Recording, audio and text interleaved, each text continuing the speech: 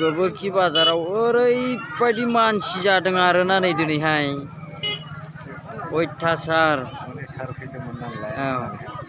फेरेंगा फैदोंमोन आरोना मानसिया अयथासार नै गोबोरखि बाजारावहाय नै बुंजोबखायोलै गोबोरखि बाजारा बा नै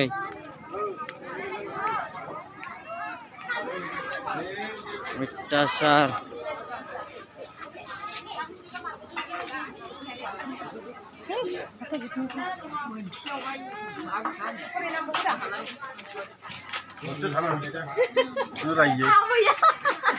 बाजै साया गोथाव जादों दा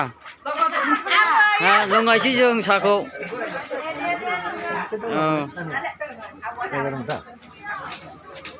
नोंसोरो हाबफैबावबाय दा हाबनो हाया नामा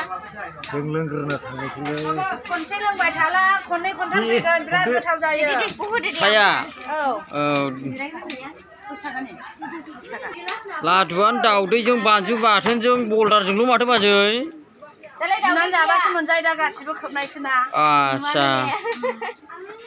लांदां दोनो बानलु बाथोन गोजा नुलायाखै नोङो